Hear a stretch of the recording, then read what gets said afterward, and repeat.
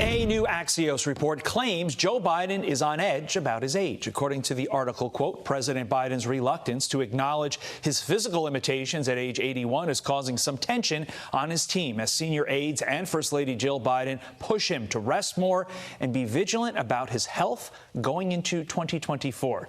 Joining us now is our young voter panel, Brilyn Hollyhand, Ryan Edwards, and Kale Ogunbor. All Gen Z Republican voters all join me now. Great to have you all here. Kale, Biden may feel he's younger than he is, but does anything in his public-facing persona reflect that? I don't mean to rag on the president of the United States, but honestly, he's acting like a retiree. It's been reported that over 40% of Joe Biden's presidency has been spent on vacation. And I think a lot of Americans, including Gen Z, don't want a president who seems more like he's retired the next 4 years after 2024. Let's get into the numbers with Ryan here. In a Monmouth University poll, 76% think Joe Biden is too old to effectively serve another term.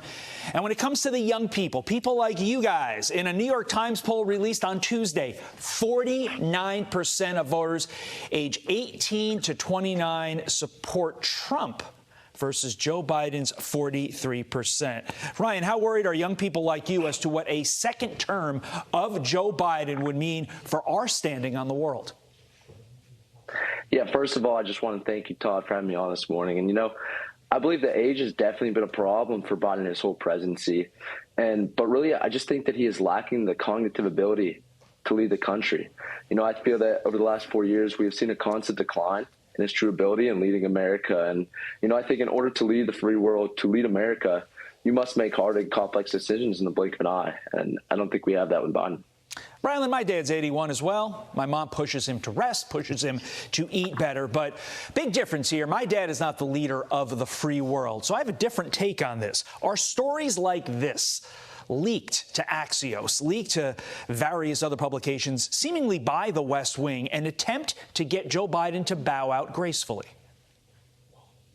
Maybe we could see that happening over the next few months. Maybe we could see Biden saying that he's having some health issues come up and he's going to let Gavin Newsom, who's been waiting in the wing, come on. But Todd, you got to look at this. It's been weekend at Bernie's at the White House ever since January 20th, 2021. Biden's clearly in cognitive decline. He's clearly being propped up by his staff, the First Lady. Actually said Axios is reporting that the First Lady is the real commander-in-chief. Look, we, the American people, did not elect Joe Biden. We did not elect Joe Biden to be the commander-in-chief. So we've got to fix something. We've got to see what's going on here. But I think you have a point there. I think we might see Gavin Newsom come in from the wing soon. Healthy Gavin Newsom, a robust.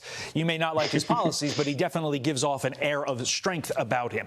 Kale, I want to jump off on something you said, the 40% vacation, because I think that's interesting in light of this article.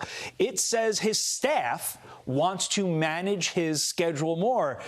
I read that as kind of toning down his schedule more, but how can you tone down his schedule when he's on vacation 40% of the time, and when he's in the Oval Office, his daily schedule basically contains nothing? I don't understand. What I do know is you, me, if we worked and we had a job, there's no way we could stay hired if we spent 40% of our time on vacation. And I think that standard should also apply to the most important office in the entire world. To think that they want to lessen his load is concerning. It's even more concerning that instead of the White House being selfless or Joe Biden himself being selfless, he just still wants to run for another 4 years. It really makes me think, what are his intentions for the next 4 years for the United States? Do you also wonder the same thing that Brilyn worries about, like who really is in charge? Because, I mean, let's be honest. It seems that the 81-year-old you're seeing on your screen right now has significant physical limitations. His own team knows it. His own wife knows it. So is he really pulling the strings? I am also concerned about that. I wonder who thinks this is a good idea, who is trying to pass this off as believable. I hope that Gen Z doesn't fall for this trap. For example, the Biden administration tried to pass out free student loan debt cancellation just to appease our generation. So hopefully people my age don't fall for this trap, pushed by Joe Biden or whoever is actually in charge. Ryan, is Joe Biden the nominee for the Democrats in November 2024?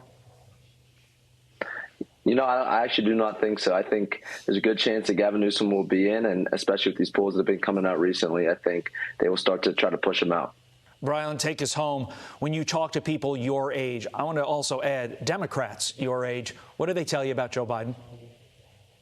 Well, Todd, let me tell you this. We're 321 days out from one of the most important elections in American history. This election is going to decide the future that I grew up in. It's going to decide the future that I raise a family in. I'll be voting for the first time. This is the time when the candidates pick up their schedules, when they start doing a heavier load. But I don't think we're seeing it. I think we're going to see a repeat of 2020. I think we're going to see a basement campaign from Joe Biden. And that's not going to go well with our generation. Our generation wants to see their candidates out there speaking with them on the front lines. And Joe Biden's going to go to the basement of the White House. Brilyn, Ryan, Kale, great discussion. Good to hear the youth speaking so eloquently about kind of important topics, if you will. Thanks so much. Merry Christmas.